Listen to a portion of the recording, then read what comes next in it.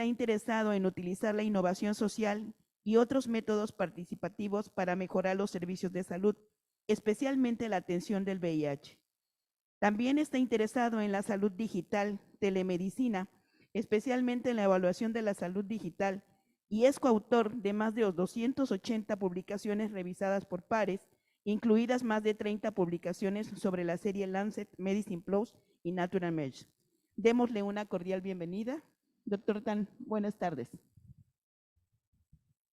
Sorry, I guess I can understand a little bit. So thanks for the introduction, and really appreciate for this great opportunity. And good evening, everyone. Today, I will use about 40 minutes to introduce something about PrEP, especially regarding the discontinuation, some optimal adherence, and the reinitiation of PrEP. You know, this topic may not familiar to all of you, so I will give you some background information first.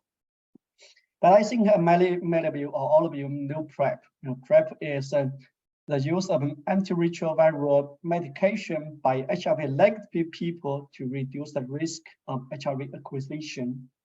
And the oral PrEP is highly effective at preventing HIV when used as directed, which means that, sorry, I catch a cold today, which means that when the adherence are high, PrEP has a high effectiveness in preventing HIV infection. In 2015, WHO recommended that people at substantial risk of HIV infection should be offered a PrEP as an additional prevention choice. As many of you might know, in 2022, the long-acting PrEP was approved and was suggested by WHO, may be offered as an additional prevention choice for people at a substantial risk of HIV infection. However, currently, long-acting PrEP was only approved by 2 countries. Maybe more countries are approving it soon.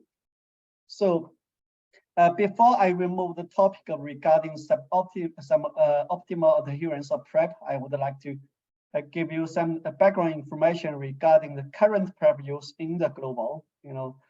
Currently, by the 2020, there are about 1 million people across 83 countries are using PrEP.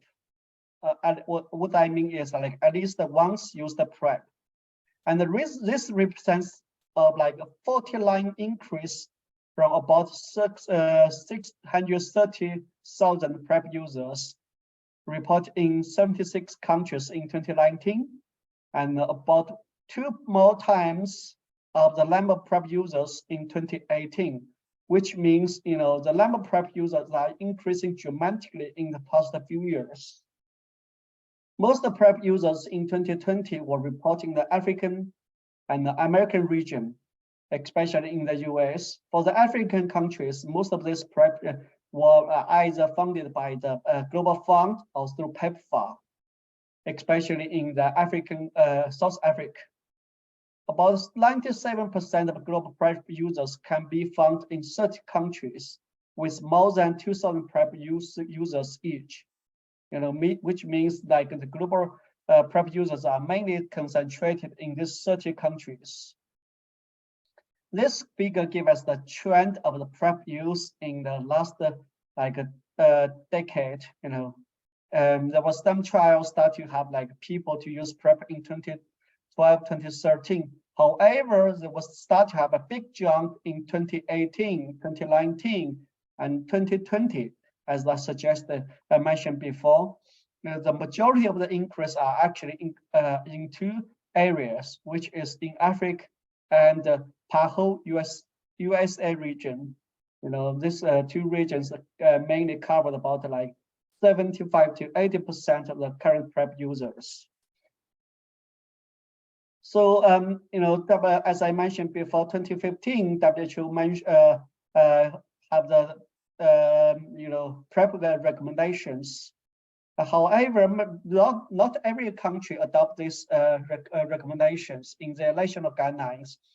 But it seems like there was a big jump in the past few years. In 2020, 130 countries respond that they had adopted the WHO recommendations on using oral PrEP in their national guidelines, and with a further 23 countries reporting that they plan to adopt the recommendation in the next 2 years, including China and other nearby countries.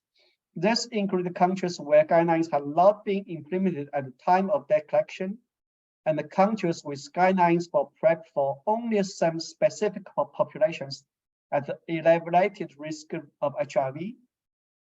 For the 123 countries with available data on the year of WHO PrEP recommendations adoption, about half adopted recommendations in 2018, 2019, and 2020. This figure shows the trend of the adoption in the global. Most of the African countries, also the PAHO area, already adopted the PrEP in their national guidelines, and there was a big increase in 2018, 2019 to 2020 regarding the number of countries adopted the PrEP use in their national guidelines. You can see from here that PrEP becomes more and more popular in the global. I also want to introduce the PrEP use in the US. This might be relevant to the PAHO area. That's why I want to mention the US a little bit. For the US, this means that there were 1.2 million people are living with HIV. Most of them are actually in the southern US or west coast or east coast. And about 38,000 people were newly identified as living with HIV in 2018, while about 1/7 of them are with unknown status, especially among Black Americans or other marginalized population, for example, MSM or TG woman.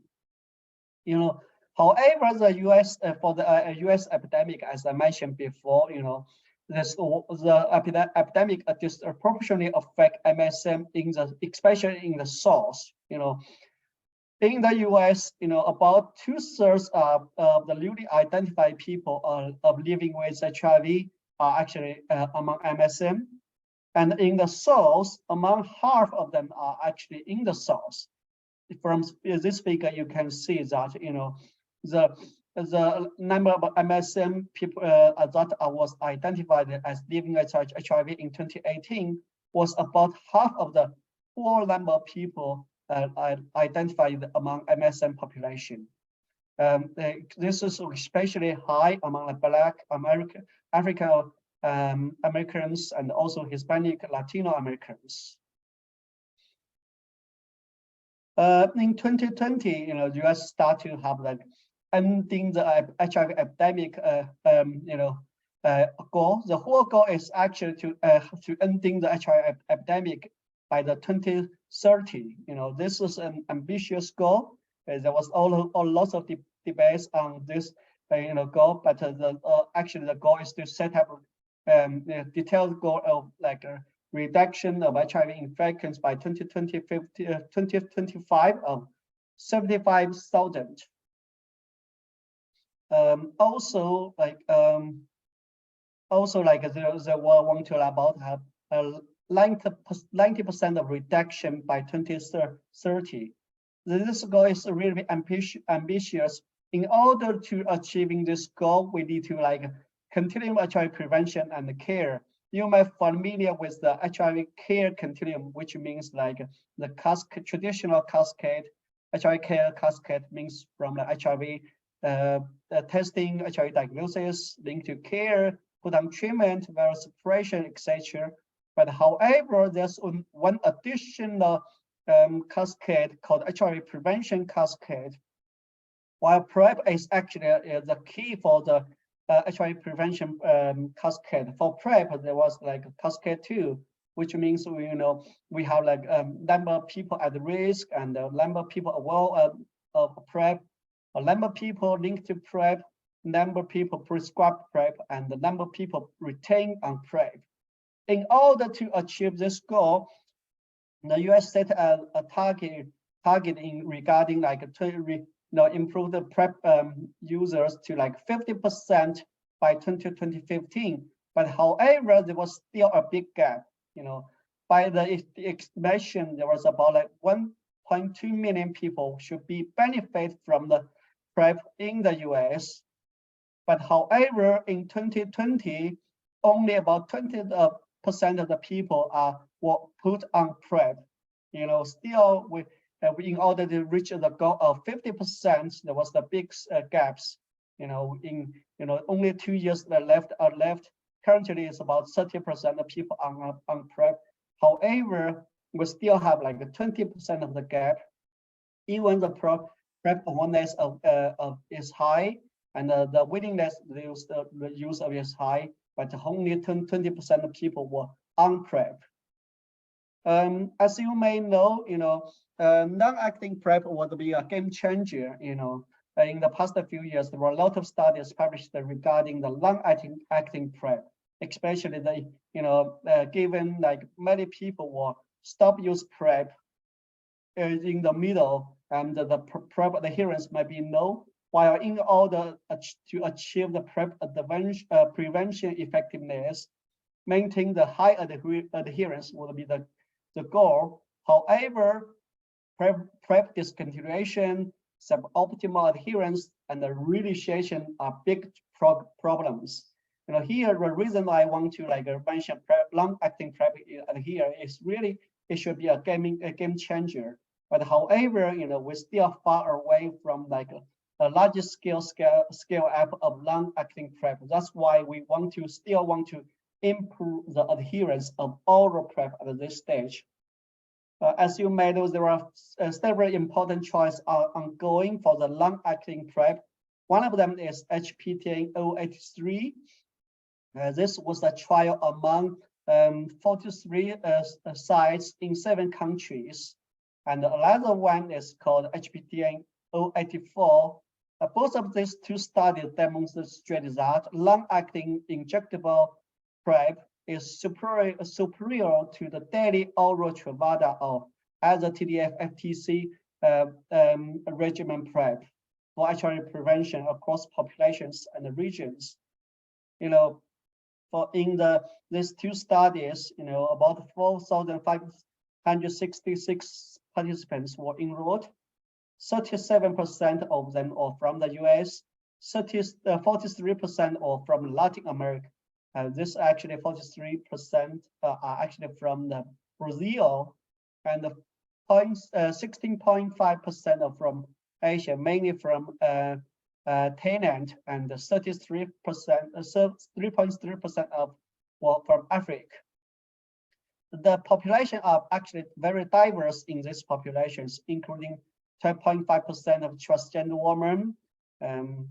In the US samples, about 50% of them are actually Black Africans, and about 2/3 are less than 30 years old.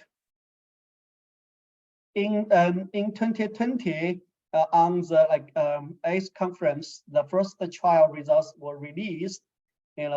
Among the people who are actually on the CAB, which is long-acting PrEP, 13 HIV-infected cases were identified among 3,205 person years in the first 4.4 years, while in the placebo, in the control group, which is TDF-FTC regimen, there were 39 cases were identified among 3,187 personal years.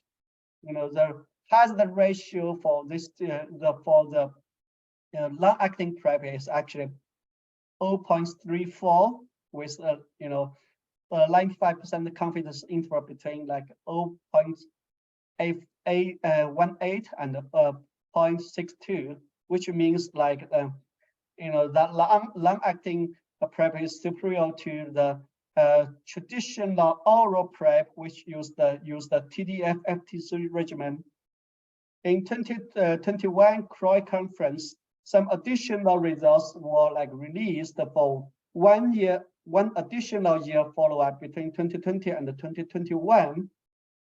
Similar findings were identified, with the hazard ratio of 0.32, which is also demonstrates that long-acting PrEP is superior to the traditional TDF-FTC regimen. Because of these two results, and this is a combination of results, combined efficacy, which is similar to the previous slides. Because of this, the US FDA approved PrEP, a long-acting PrEP for use in the December 20th of 2021. This is the first country that approved the long-acting PrEP for use. The second country approved is actually South Africa. South Africa approved this in 2022. However, until right now, only 2 countries approved long-acting PrEP. Even like long-acting PrEP would be a game changer. But some previous study demonstrates that most of the people still prefer oral PrEP. And for the global users, the 1 million global PrEP users, the vast majority of them are still on the oral PrEP. However, the current situation is not optimal because many people do not continue to use like oral PrEP. There were some additional trials on long-acting PrEP. This table summarizes the effectiveness of the long-acting PrEP as compared to placebo. From here, you can see that the protective effect is generally between the 93% to 95%. It's comparable to the traditional oral PrEP. However, as I mentioned before, the suboptimal adherence discontinuation are so common among current oral PrEP users. And the reinitiation rate is so low. That's why additional, effort need to be pay a specific attention to the global situations regarding the discontinuation, suboptimal adherence, and the reinitiation of oral PrEP among the global PrEP users. In this case, we conduct a largest scale systematic review and a meta-analysis. And this paper was published in last year on the Lancet HIV. This paper summarized the global situations regarding the discontinuation, the ultimate adherence, and the reinitiation of PrEP. For this systematic review, we plot the rate of PrEP discontinuation, suboptimal adherence among those who continue to use the PrEP, and the reinitiation among people who stopped PrEP, especially this stopped for more than 90 days. The findings demonstrate that PrEP discontinuation in the first 6 months following initiation is very common worldwide. And by accounting for suboptimal adherence, we expect that less than 30% of PrEP initiators receive the PrEP benefit within 6 months of initiation. This is really noisy or like not satisfaction. Even we have tried our best to scale up PrEP in the global, only 30% of the PrEP users are benefit from the PrEP use at this moment. That's why improving PrEP adherence is so important at this stage. However, very limited studies pay specific attention to discontinuation and the suboptimal adherence. While demonstration projects, studies conducted in the Sub-Saharan Africa and the studies that did not include an adherence intervention have a higher rate of PrEP discontinuation. Poor PrEP persistence, mutual discontinuation, suboptimal adherence, and infrequent restarts underlines the effect to maximize the prevention effect of PrEP. This is a summary of the points that were introduced below. From here on, I will summarize the study we conducted. As I introduced before, oral PrEP for HIV has shown high effectiveness in preventing HIV infection when the drug is used with high adherence.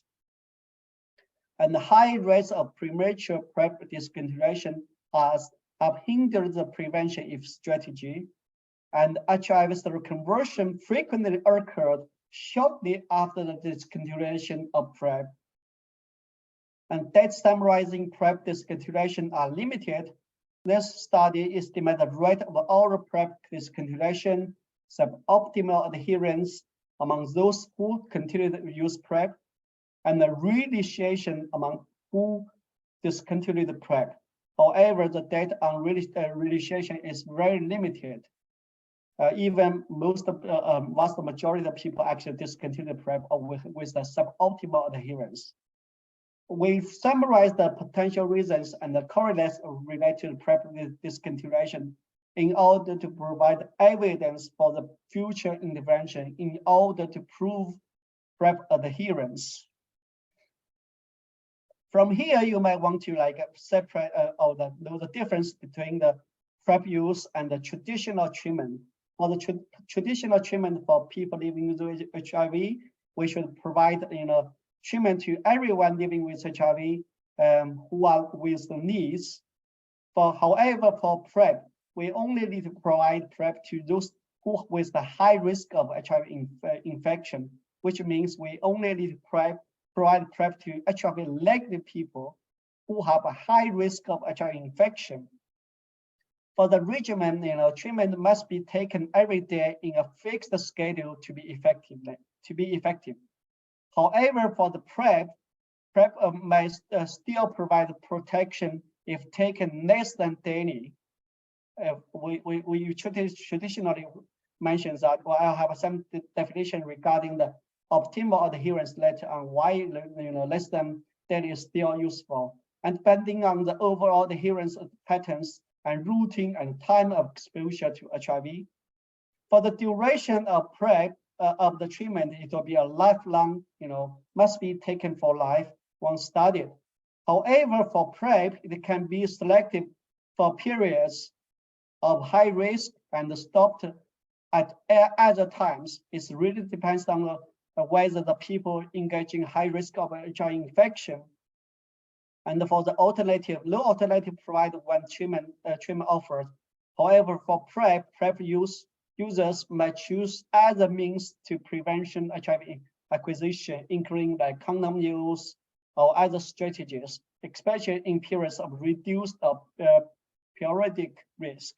In this case, we summarize that PrEP is neither a one-time nor lifelong intervention. Instead, PrEP can be stopped as HIV risk decreased or diminished. That's why when we mention PrEP reinitiation is important. When people will have a continued risk but stopped PrEP, they need to be reinitiated PrEP. We use the certain strategy to search the 5 database in 2020. We use the different methods to assess the quality of each included studies, including the selection bias, study design confounders, blinding, data collection methods, withdrawals, and dropouts. We use the meta-analysis strategies to summarize the findings by estimated rates of all PrEP discontinuation, suboptimal adherence among those who continue to use PrEP, and the reinitiation among those who discontinued.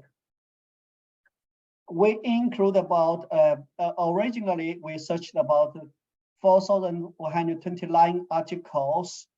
By a long process of excluding, finally, we included 59 studies reporting discontinuation in the studies.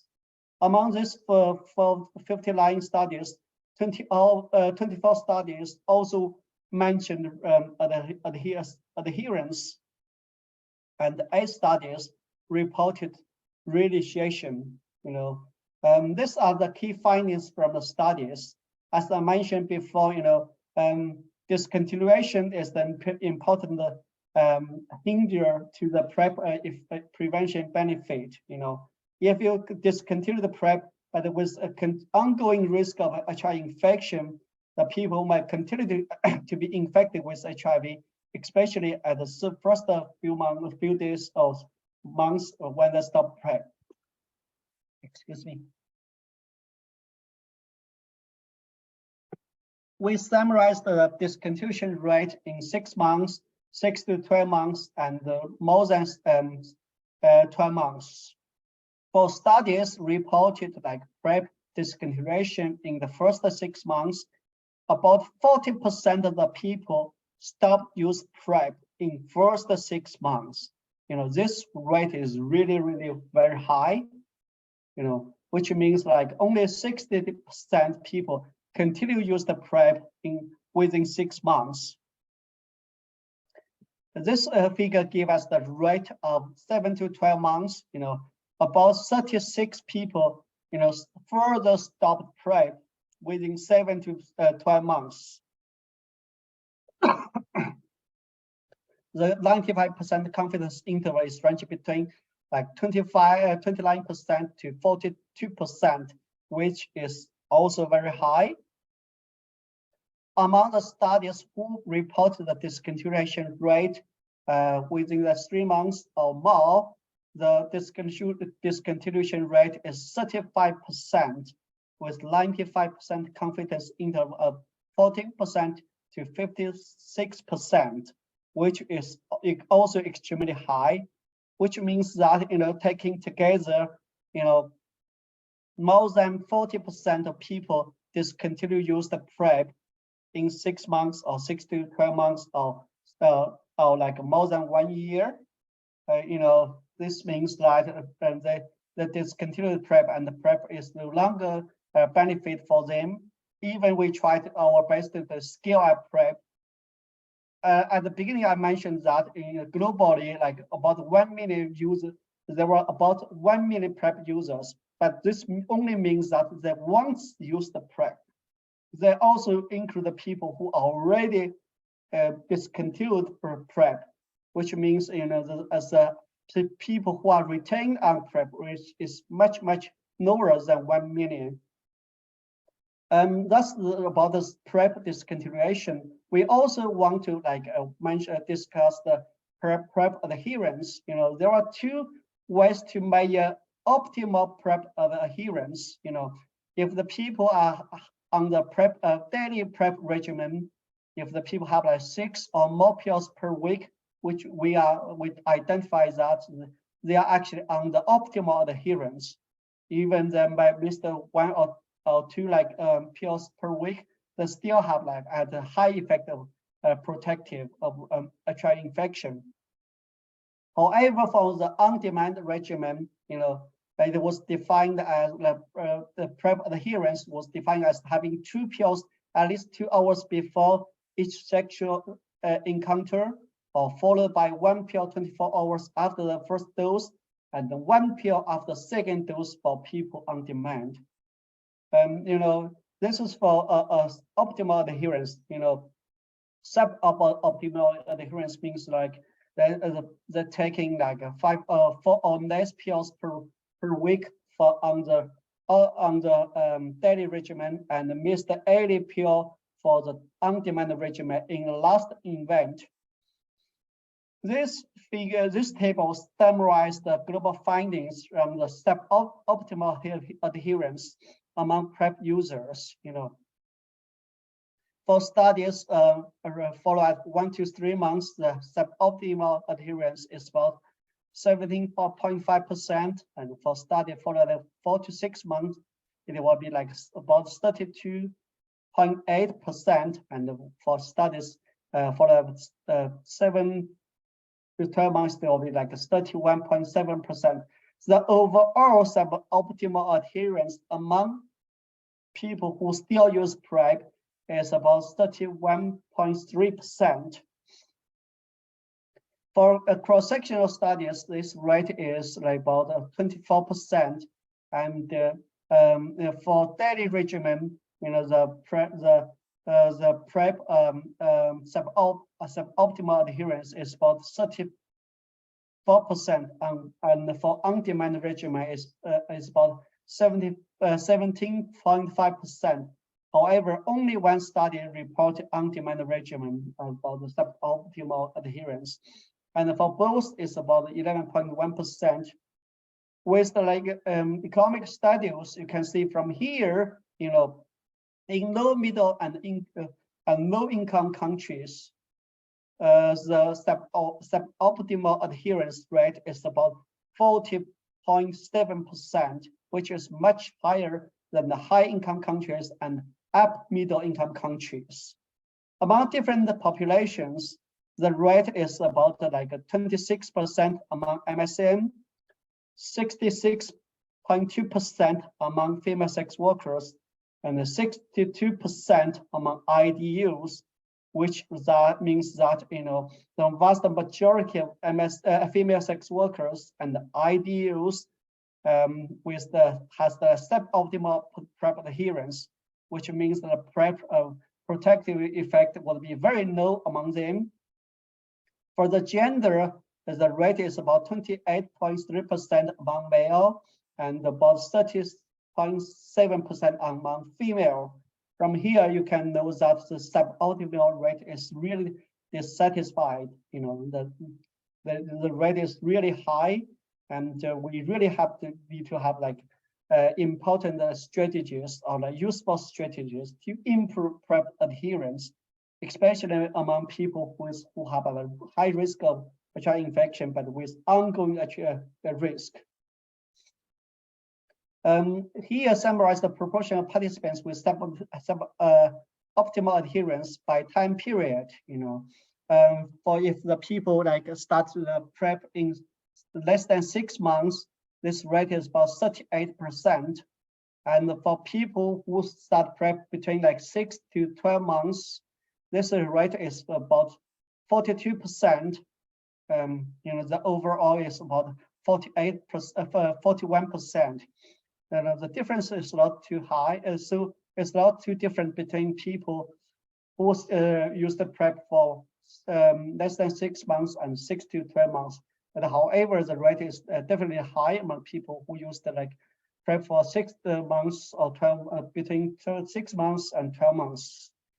This indicates that when people are on PrEP for a long time period, except that discontinued, they also tend to have a high rate of suboptimal adherence, which means that taking together, about 2/3 of the people, about 70% of people are actually not under PrEP protection, even they start use of PrEP.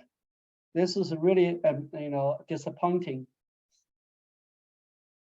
Several studies also mention the people when they stop use PrEP, when they start to really shed PrEP. Really shed PrEP is really important. Because many people might still have ongoing HIV infection risk, or they have a periodic HIV infection risk. They need to continue to use PrEP or really shed PrEP once they stop PrEP. Realization means they already stopped PrEP for a while, and then some of them choose to continue to use PrEP after a certain stop period. Overall, for the studies, for people who stop PrEP between 6 to 12 months, the realization rate is about 18%, and for studies for participants who use the stop PrEP for more than 12 months, the rate is about 47%, which means 47% of PrEP past PrEP users really shed PrEP in the again, taking together about 37% of people really shed PrEP. And after they stopped use PrEP, this rate is actually very low.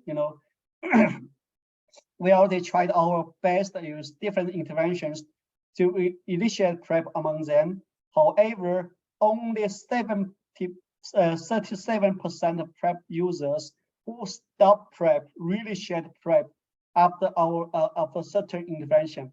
And in the global, there were almost no studies focusing on promote PrEP realization among people who stop PrEP, which is like a missing opportunity, because these people already have a great knowledge about PrEP, have used the PrEP before, have a strong PrEP using experience, understanding the how PrEP is important.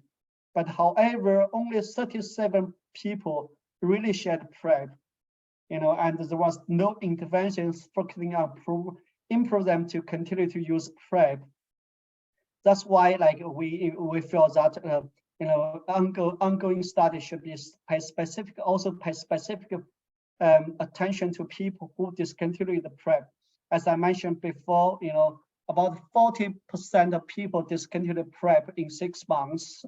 And if we do not provide additional support, only additional 37% of people choose to use PrEP again, while another 60% of PrEP users who stop use PrEP or missed, even they have the ongoing HIV risk infection. So that's why we feel like strategies are needed to improve PrEP realization and reducing PrEP suboptimal adherence by increasing adherence.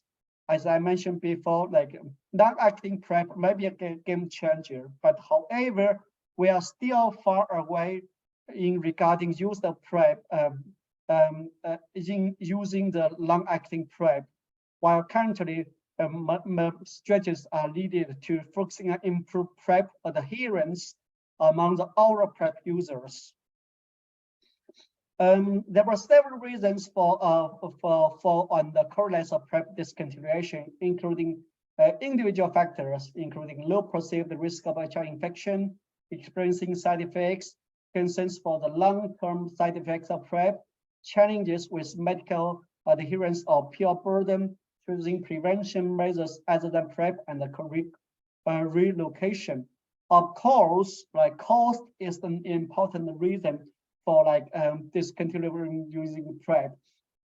For many of the people may have no insurance, or insurance may not cover PrEP, they have to have out-of-pocket money for PrEP use. So for the interpersonal factors, including lack of the family support or peer support, that's why for the future, peer support will be important in improving PrEP adherence or realization. There were also structural reasons like cost, as I mentioned, also lack of health insurance and inaccessibility to care. Many people, in order to get the daily PrEP, they need to travel to the clinic every month or every 3 months.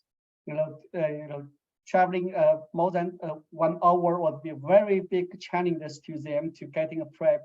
If they go to a busy clinic, they also need to wait in a certain period, which means every week, every month, or every 3 months, they need to take additional day off in order to get PrEP. That's a really big barrier to them.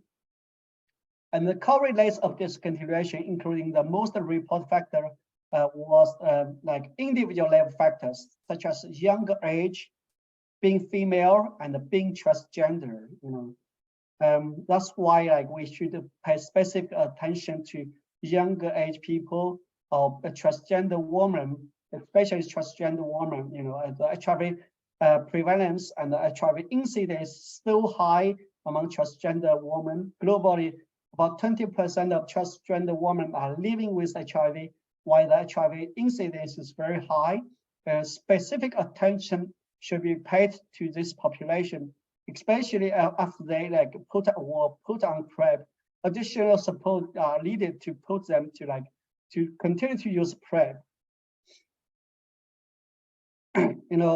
Based on these findings, we summarized that a marginal correlation between the higher discontinuation rate and the HIV incidence among GBMSM or transgender women, and further supporting the effectiveness of PrEP in reducing HIV acquisition are highly needed. And the higher heterogeneity in PrEP adherence assessment are there. We should pay specific attention to or have a global guide in regarding to define what is the optimal PrEP adherence, especially measures are for measuring a PrEP adherence for people who are on PrEP on the event-driven PrEP regimens is lacking, and the highly variable discontinuation rates comparing different key populations, especially among transgender women, IDUs, and female sex workers. And a third of GBMSM and transgender women discontinued PrEP within 6 months of initiation, which we need to pay specific attention as we have already put so much effect, timing, call, or money in help them to initiate PrEP. However, still about once they stop use PrEP, additional strategies are needed to put them to continue to use the PrEP in order to retain them on PrEP in order to reach the prevention effect of PrEP. Thus, for the conclusion of today, about 70% of PrEP users either stopped or had suboptimal PrEP adherence within 6 months of initiation, which means they are not fully benefit from PrEP. 70% of PrEP users are not fully benefit from PrEP. Among those who discontinued, nearly half restart PrEP 1 year after the first initiation, which is still very low. And the strategies to encourage reinitiation PrEP for new or persistent risk people should be a focus of future PrEP implementation and a critical consideration even in the area of long-acting PrEP. The number of long-acting PrEP is still low, and even like with the long-acting PrEP is available, but based on the existing studies, people are still prefer oral PrEP because they feel this is really easy to them, or like may have lower side effects, or that they may do not need to continue to have the risk in a long period. So we still need to additional strategies in order to improve PrEP adherence. That's the main introductions of my today's presentation, and I'm happy to take any questions if you have. And back to the moderator. Thank you, Dr. Tang.